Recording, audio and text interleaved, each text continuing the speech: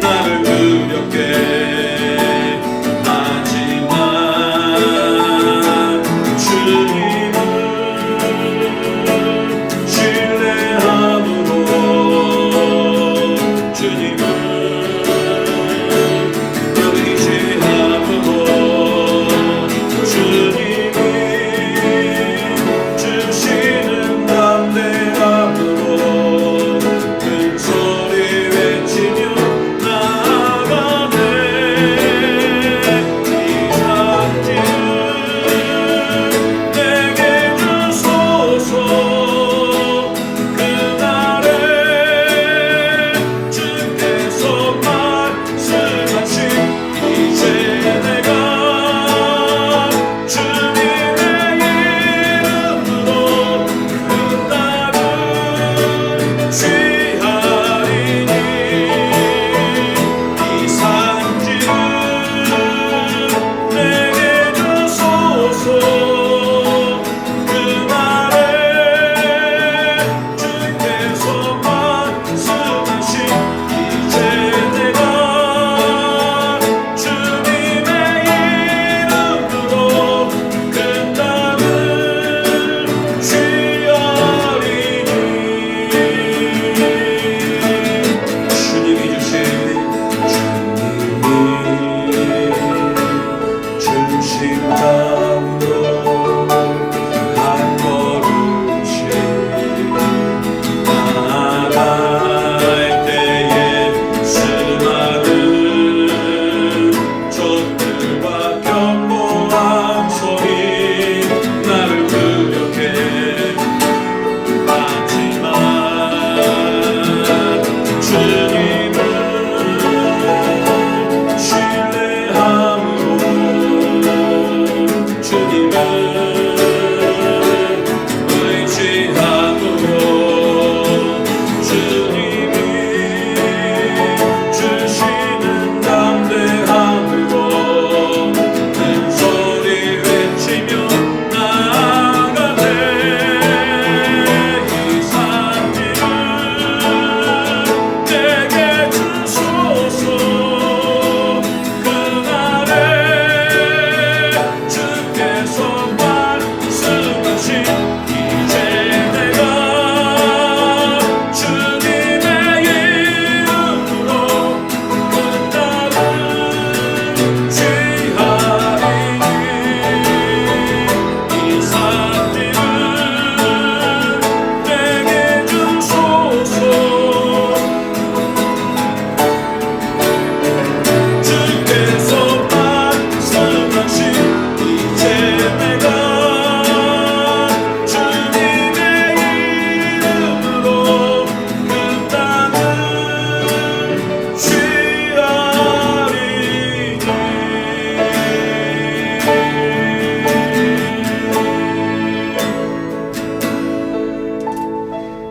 살아계신 하나님,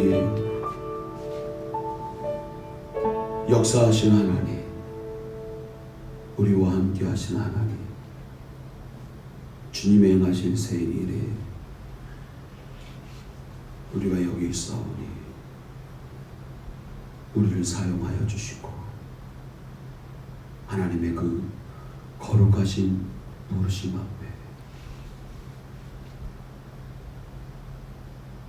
충성스러운 일꾼으로 아멘. 내가 여기 있습니다. 나를 써 주소서 고백하며 헌신의 걸음을 믿는 우리 모두가 되게 하여 주옵소서.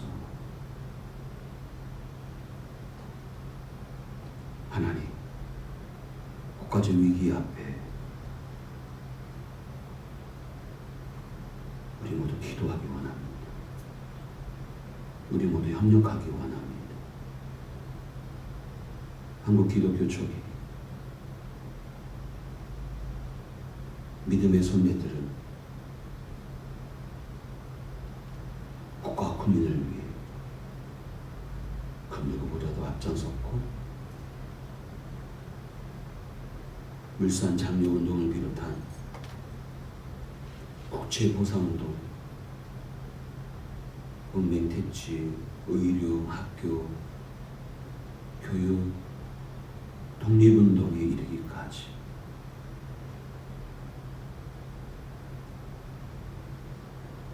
앞장섰던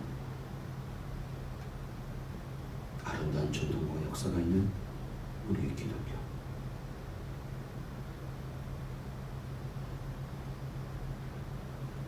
바로 이때 우리가 국가와 국민을 위해 어떤 모습이 성리고 어떤 모습이 또 다른 역사를 남기는 모습인지, 후대에 우리의 모습을 보고 칭찬할지,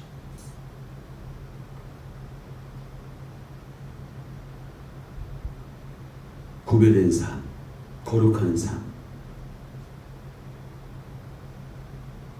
사랑하는 우리 모두가 되게 하여 주옵소서.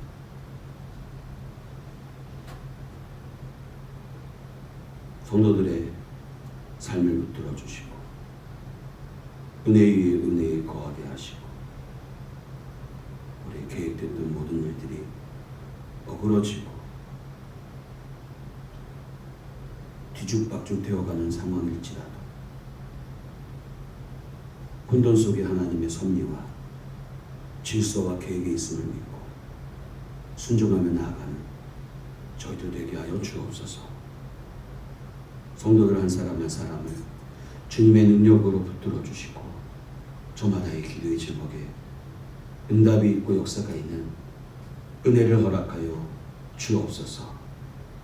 오늘도 우리가 사도신경에 대해서 살펴보면서 그 은혜와 도전을 받는 복된 시간, 믿음이 자라고 성숙된 그리스도인으로 하나님과 더욱 깊이 교제를 나누는 우리의 모습 되기를 소망하고 우리를 사랑하시는 예수님의 거룩하신 이름으로 기도드리옵나이다.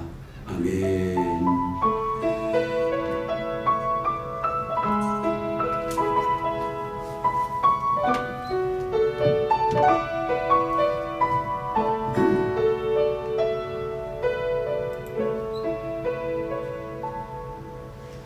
네, 여러분들 만나서 반갑습니다.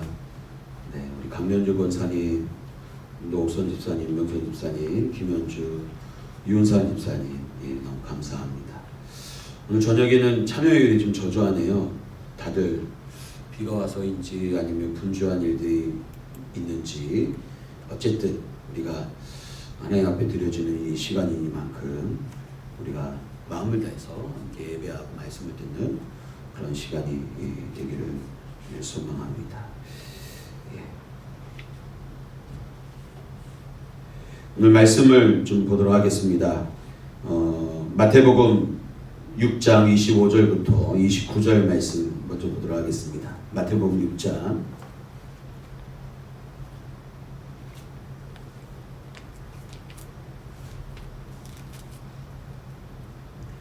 마태복음 6장 25절부터 29절 말씀입니다.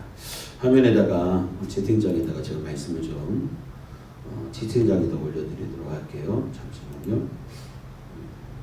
마태복음 6장 25절부터 29절까지 말씀입니다. 우리 건아 여기 전화 좀 연결 좀 해줘요. 오신 겁니다.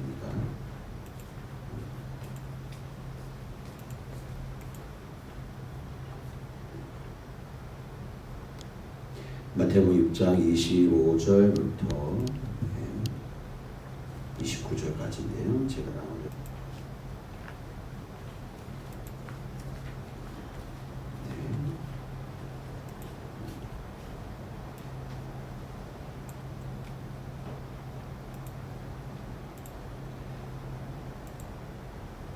네, 우리 화면을 보시면서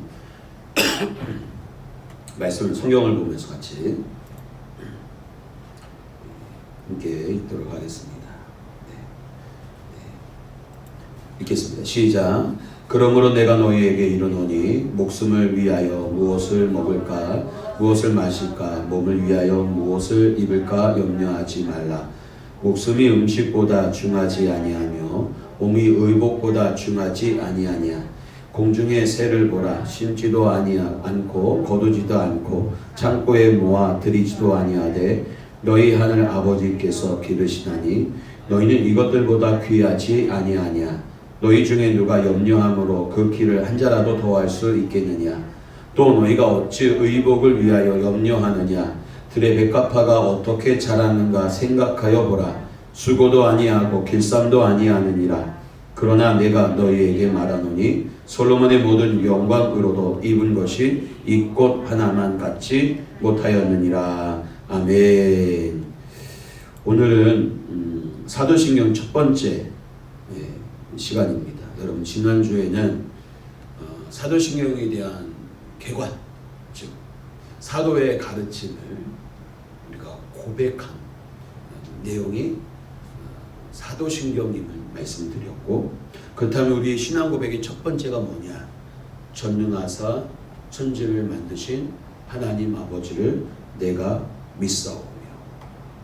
이 우리의 고백, 이 첫 마디를 통해서 성경이 창조를 어떻게 설명하고 있는지, 또 하나는 창조를 믿는 성도의 삶은 어떠해야 하는지, 또 세 번째는 창조주 하나님과 그렇다면 우리와의 관계는 뭐고, 더 나아가서 하나님께서 태초에 창조를 천지를 창조하신 이 창조의 사건으로 끝난 것인지, 아니면 재창조가 있는지, 그렇다면 그 재창조의 의미와 또 이를 위한 하나님의 섭리가 무엇인지, 그리고 이러한 하나님의 섭리를 믿는 성도의 삶이 무엇이어야 하는지 우리가 말씀을 살펴보고자 합니다. 그리고 오늘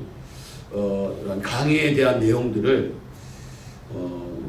사도신경 섹션에다가 동영상과 더불어서 올려드릴게요. 그래서 여러분들이 시간을 내서 이렇게 한 번씩 다시 한번 읽어볼 수 있는, 그래서 오늘 동영상에 참여하지 못한, 오늘 저녁 예배에 참석하지 못한 성도님들이 함께 참여할 수 있는 그러한, 계속해서 배워가고 또 신앙의 그 성숙을 위한 그러한 과정들이 되었으면 좋겠습니다. 여러분, 왜 우주가 존재하고 인간이 존재합니까? 바로 이 질문으로부터 과학이 시작되었습니다. 이 질문에 대해 오랜 역사 속에 수많은 과학자들이 수많은 답을 내놓았습니다. 하지만 그 누구도 확실한 답을 주지는 못했습니다. 그저 가설과 증명 그리고 합이 있을 뿐입니다. 또 다른 가설이나 또 다른 어떠한 증거가 있으면 그 가설은 언제든지 과학이 주장하는 이 진리라는 문제는 변하기 마련입니다. 하지만 기독교는 어떻습니까? 우주의 기원에 대해 증명하려는 그 어떤 시도도 하지 않습니다.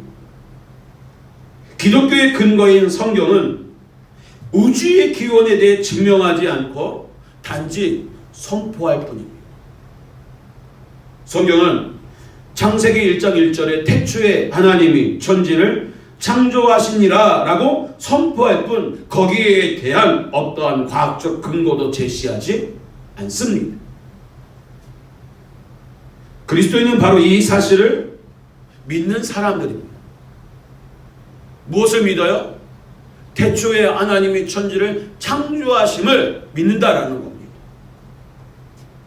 그리스도인은 이 세상의 모든 것이 어떻게 시작되었는지에 대한 과학적 대답과 증거를 필요로 하지 않습니다. 다만 성경이 말하는 창조를 있는 그대로 믿을 뿐입니다. 바로 이것이 기독교요. 바로 이것이 기독교의 신앙인 것입니다. 그렇다면 생명의 근원은 어떻습니까? 모든 생명은 바로 하나님의 창조로부터 시작되었고 그분의 능력에 의해 온 우주 만물이 존재합니다. 그리스도인은 이 사실을 믿고 이 진리를 증거하는 자입니다. 그러므로 그리스도인에게는 돈과 명예와 권력이 아니라 창조주 하나님의 능력이 우리의 생명을 보장한다라는 사실을 입증해야 할 사명이 있습니다. 그런 점에서 참된 신앙이란 여러분 부유함과 승리와 평탄함 속에서가 아니라 어쩌면 이 가난함과 패배와 그리고 고난 속에서 더욱 우리의 신앙은 빛난다라는 사실입니다. 어쩌면 지금 이 코로나 이 상황 속에서 우리의 신앙은 빛나야 한다라는 사실입니다.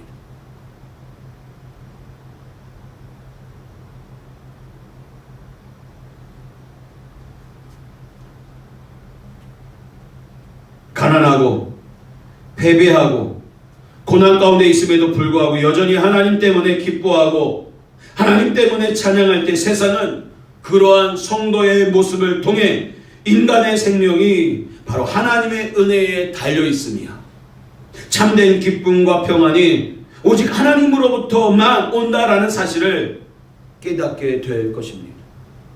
따라서 여러분 내가 부유하지 않아도 내가 늘 승리하지 못해도 내가 늘 형통하거나 평탄하지 못해도 모든 상황 속에서 하나님 때문에 기뻐하고 찬양해야 할 수 있는 신앙의 소유자가 되어야 한다는 사실입니다. 이러한 믿음에 근거하여서 여러분 주의를 거룩하게 지켜야 하는 것입니다. 하나님의 은혜, 하나님의 능력, 태초의 천지를 창조하신 하나님의 그 능력이 나를 붙들고 있음을 믿기에 내 삶을 주장하고 있기에 그의 손에 있기에 우리는 거룩하게 주의를 지킬 수 있어야 하는 것입니다. 10계명 중 제3명인 4계명인 안식일을 기억하여 거룩히 지키라는 계명은 인간의 생명이 노동이 아니라 여러분 노동이 아니라 하나님의 은혜에 달려 있음을 상기시키는 의미임을 가집니다. 여러분 우리의 생명이 돈에 있지 않아요. 노동에 있지 않아요. 어디에 있습니까? 하나님의 은혜에 있어요. 그래서 우리가 예배하는 거예요.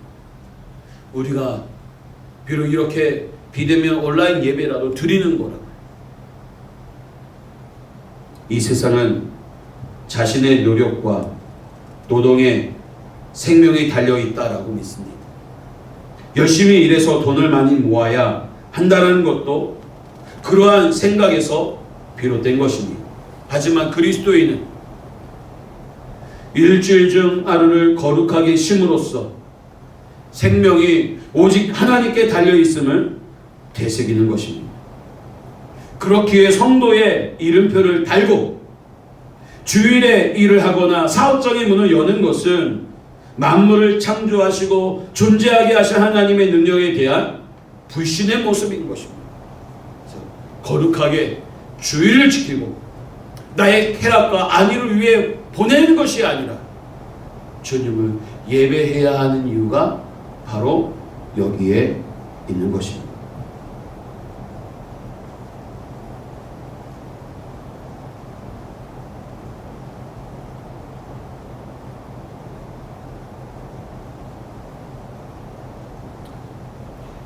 빗소리 때문에 잠시 멈췄습니다.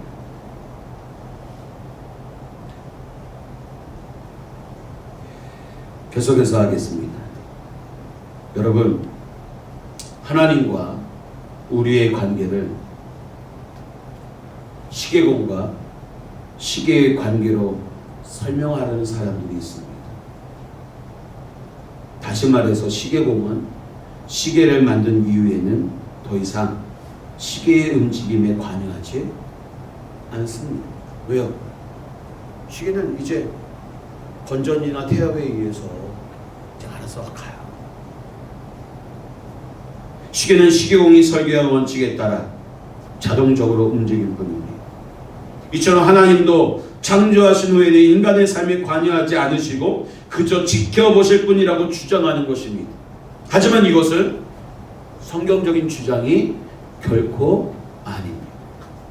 하나님은 무에서 유를 만드신 전능하신 분일 뿐만 아니라 동시에 우리의 아버지가 되겠다고 언약하신 분입니다. 그런 아버지께서 어찌 자녀의 삶을 그저 냉담하게 지켜보기만 하실 수 있겠습니까?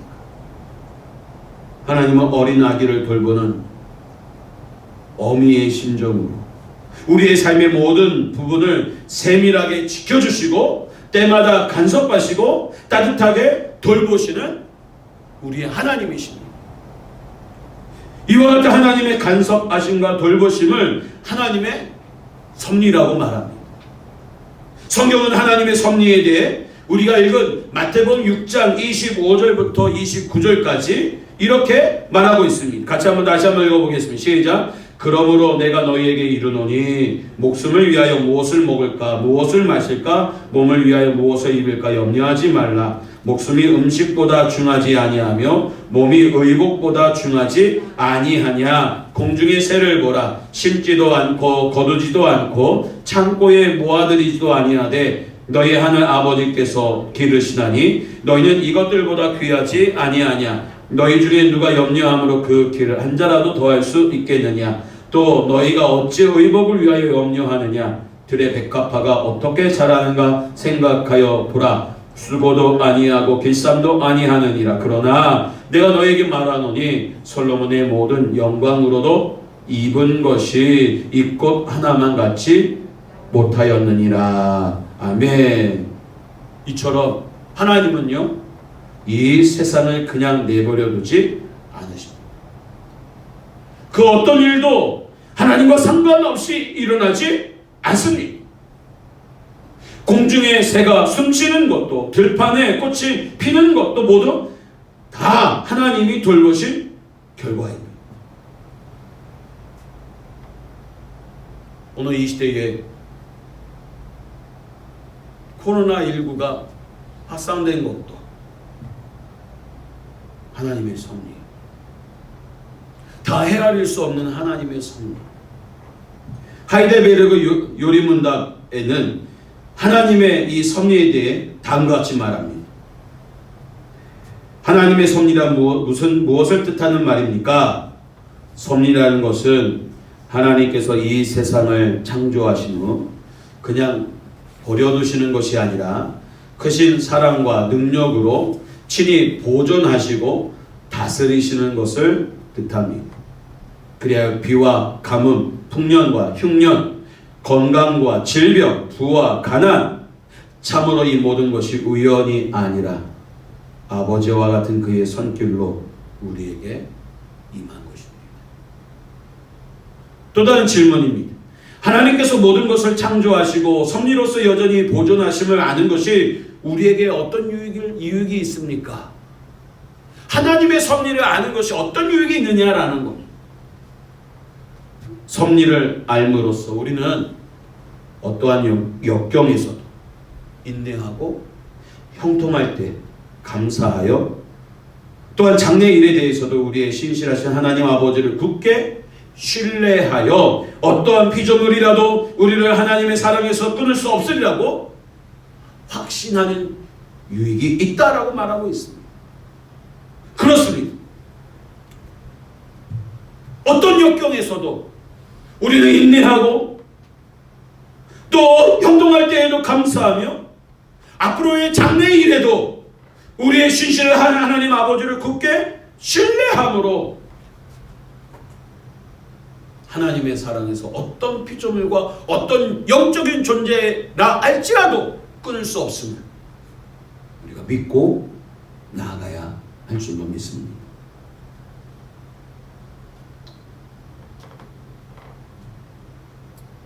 하나님의 섭리는 그렇다면 어떤 관점으로 바라보아야 하느냐 하면 재창조의 관점에서 바라보아야 합니다. 하나님의 섭리, 우리의 아비의 심, 어미의 심정으로 우리에게 세심하게 살피는 이 하나님의 섭리, 그 능력, 그 은혜, 이것은 바로 재창조의 관점에서 우리는 바라보아야 한다는 것입니다.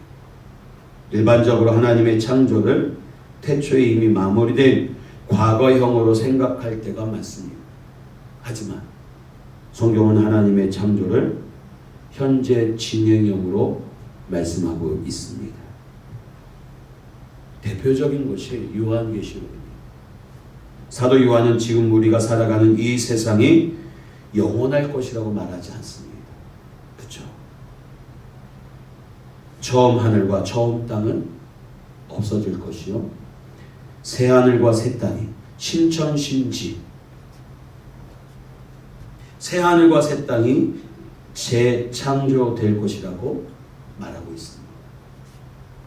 즉 하나님은 지금 이 순간에도 창조의 사역을 계속해서 진행하고 계십니다.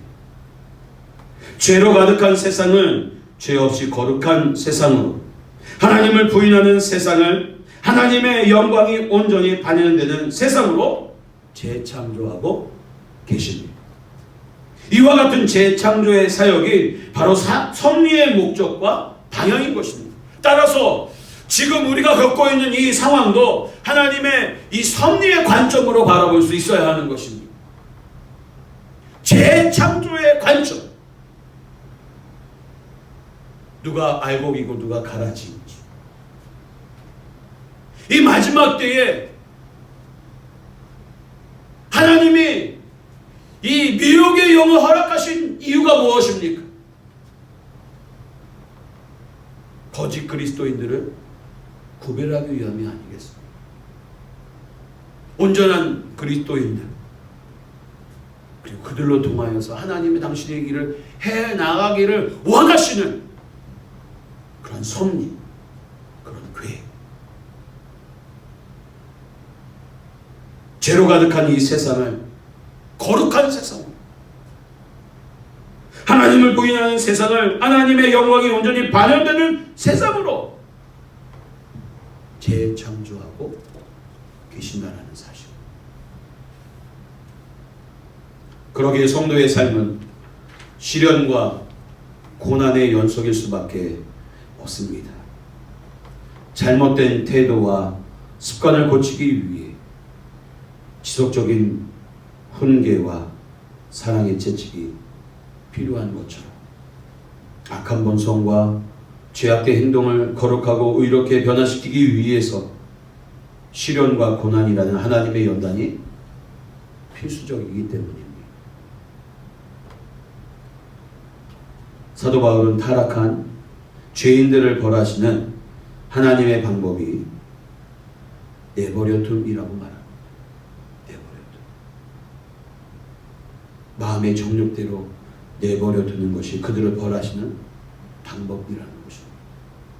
로마서 1장 24절에 그러므로 하나님께서 그들을 마음의 정욕대로 더러움에 내버려 두사 그들의 몸을 서로 욕되게 하게 하셨으니. 하지만 성도는 절대로 내버려 두지 않으십니다. 절대로 내버려 둠을 당하지 않습니다. 우리는 창조주 하나님의 자녀이며 하나님의 재창조 사역의 중심이기 때문입니다.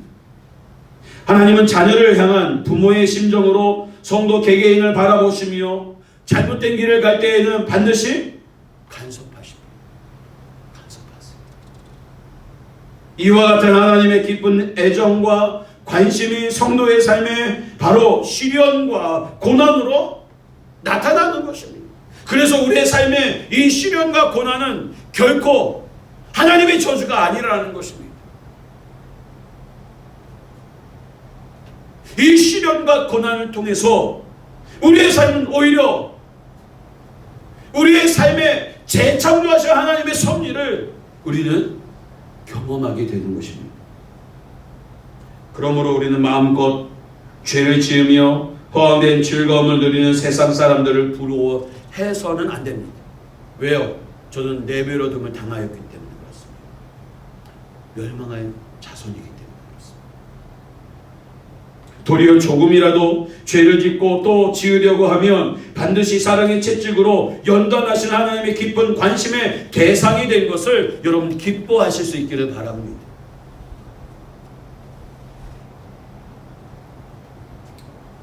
성도가 겪는 모든 어려움과 시련은 하나님의 섭리 안에 있습니다. 어쩌면 지금 코로나19로 세상이 지탄의 대상이 되고 비난과 야유의 대상이 된 한국 기독교 개신교, 어쩌면 이것도 하나님의 섭리 안에 있습니다. 왜요? 이대로 내버려 두었다가는 더 이상 안 되었기 때문에.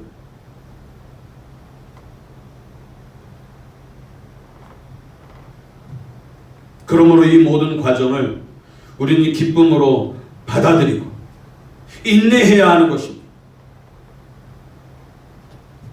바로 이것이 창조주 하나님을 믿는 성도의 자세인 것입니다.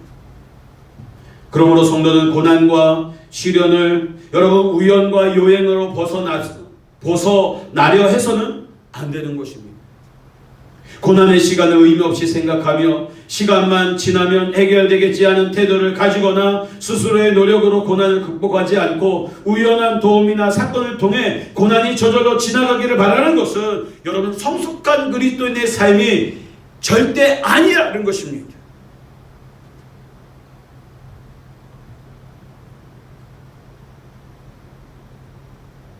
그런 점에서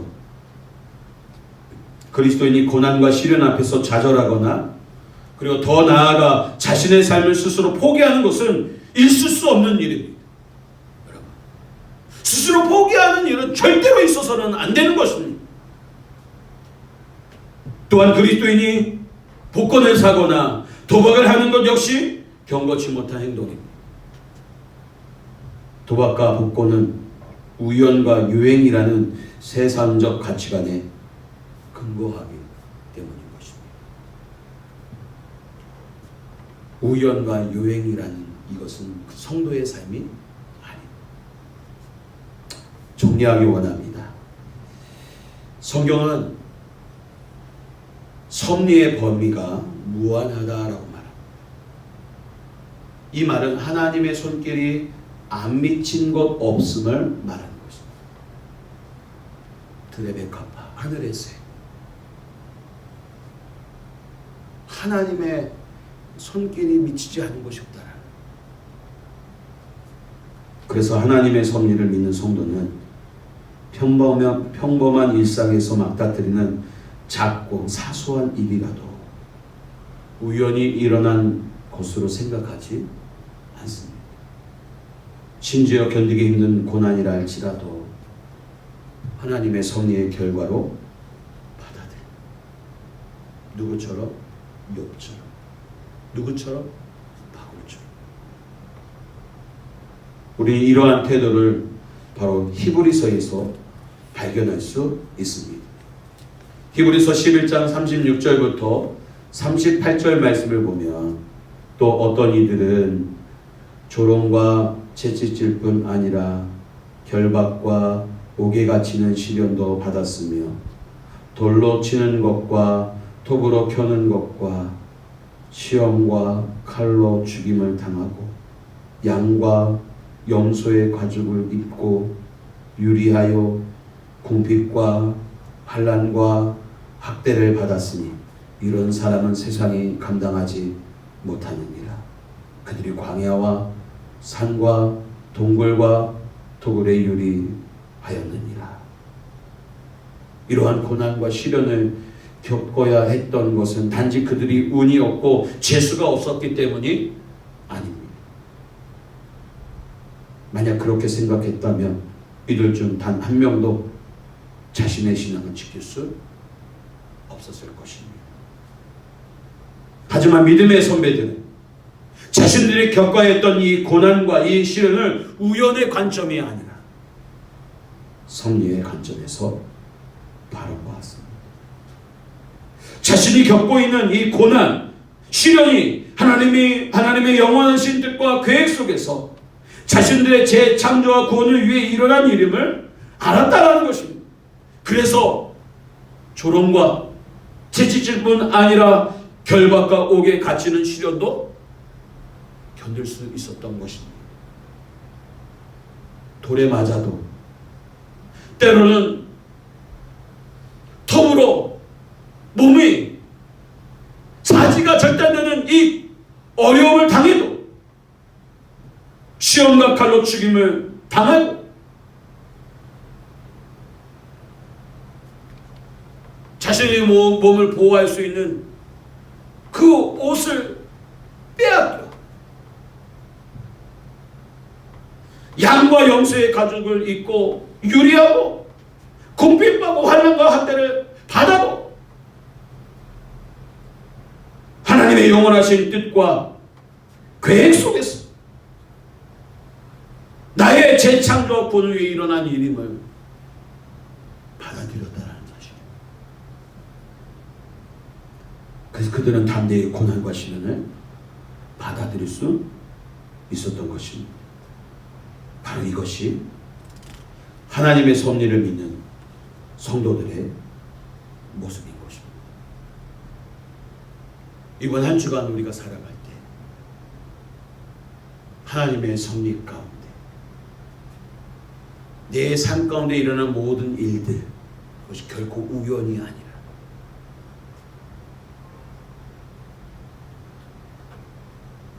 주님의 섭리와 손길 속에서 내가 여기에 있고 내가 지금 당하는 일을 만났고 내가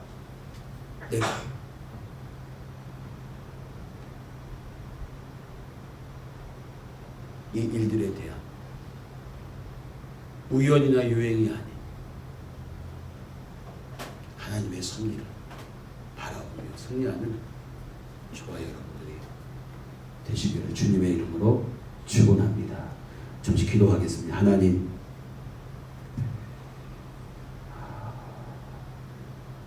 하나님의 이 섭리,